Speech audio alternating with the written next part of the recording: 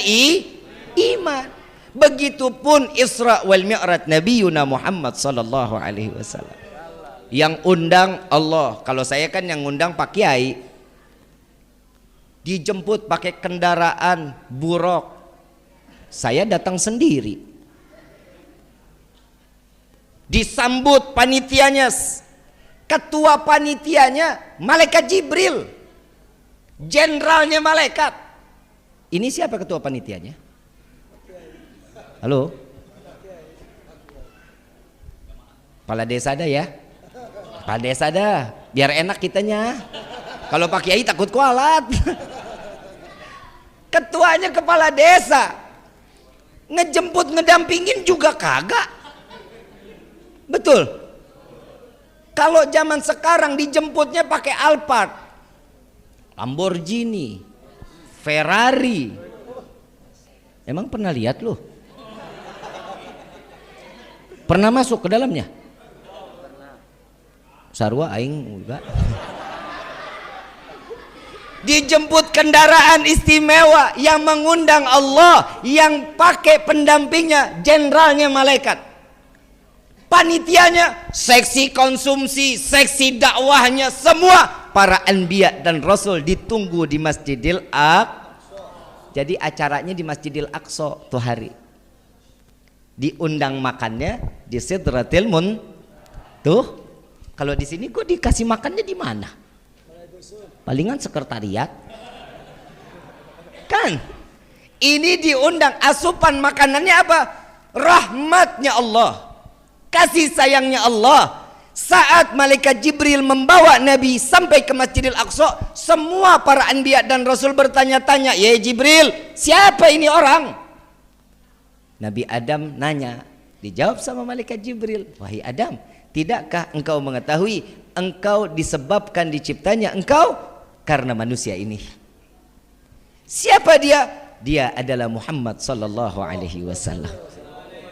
Oh, ini orangnya yang begitu saya diizinkan untuk membuka mata, yang terpampang la ilaha illallah Muhammad Rasulullah. Ini dia orangnya.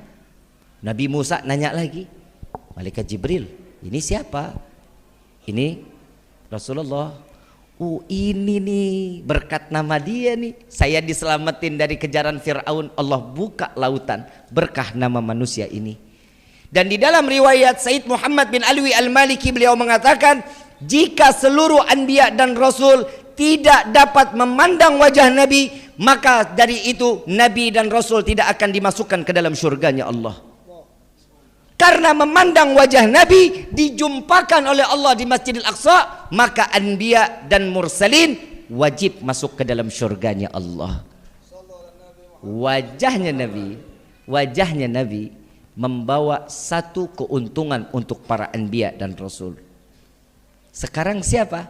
Para kiai, para alim ulama, pandangin baik-baik. Kenapa? Karena memandang para alim ulama, memandang para kiai, para fuqaha, maka sesungguhnya sama seperti dia memandangku, kata Nabi Muhammad sallallahu alaihi wasallam. Orang yang melihat para alim ulama, orang yang melihat kiai, itu pasti hatinya tergetar untuk makin taat ibadah kepada Allah. Berarti dia masih dititipkan iman oleh Allah. Terusin gak nih?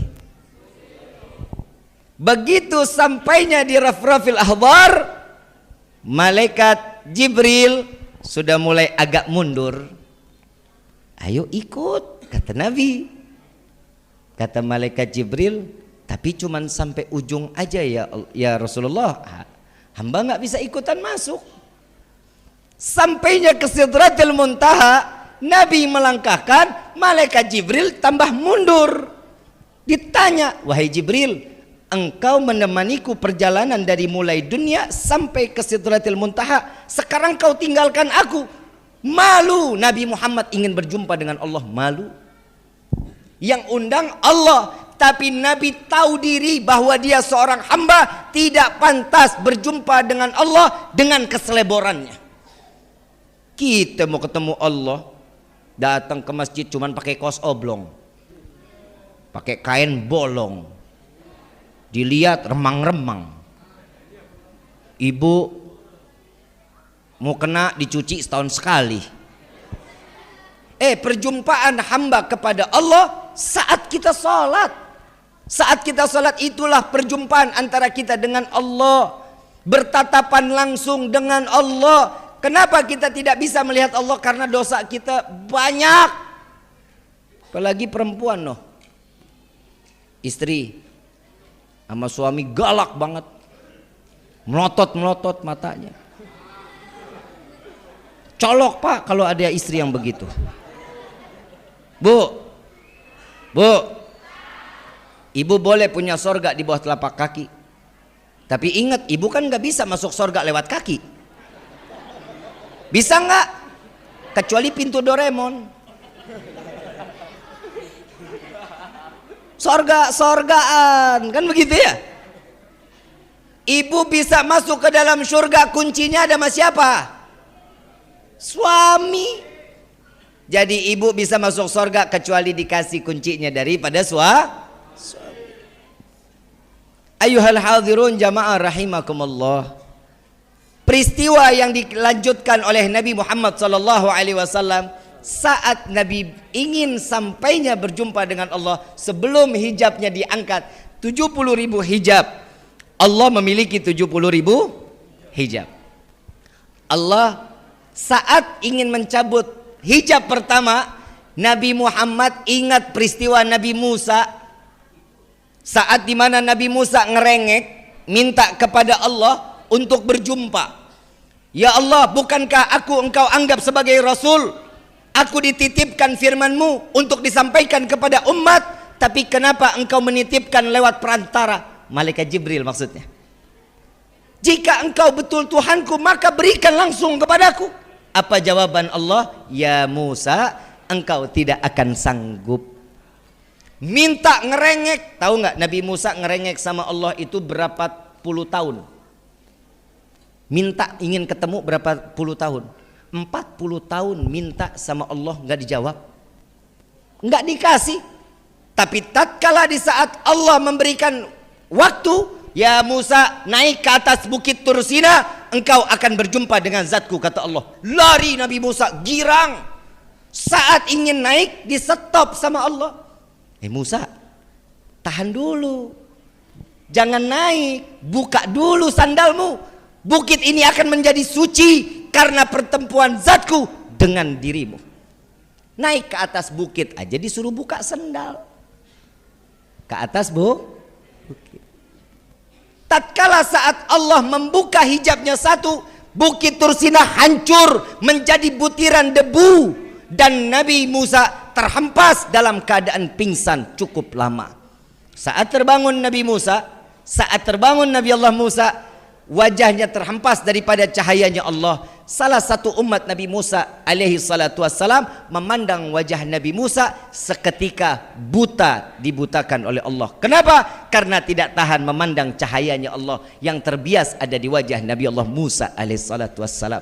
Jadi selama 40 hari Nabi Musa mukanya ditutup, nggak ketemu umat, dan disitulah kesempatan Nabi Musa taubatan nasuha.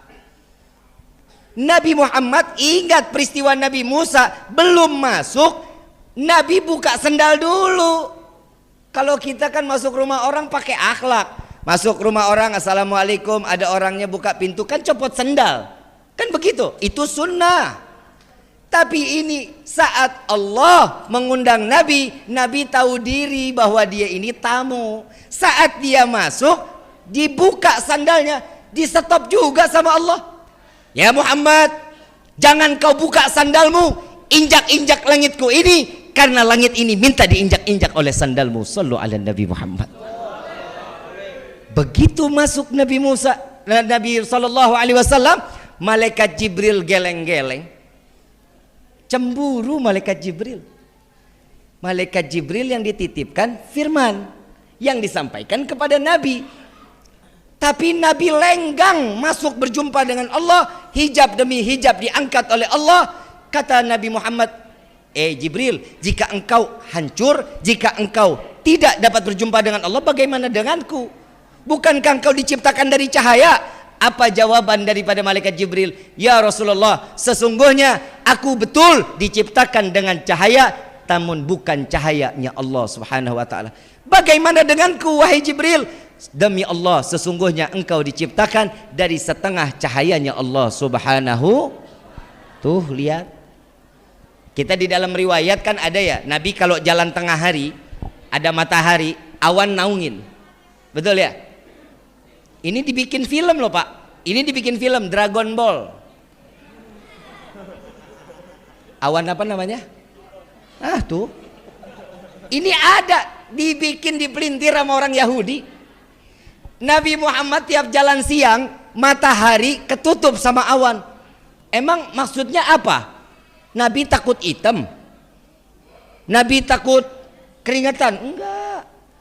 Justru sesungguhnya apa kata Sayyidina Abu Bakar, ya Rasulullah, apa yang membuat awan ini selalu mengikutimu?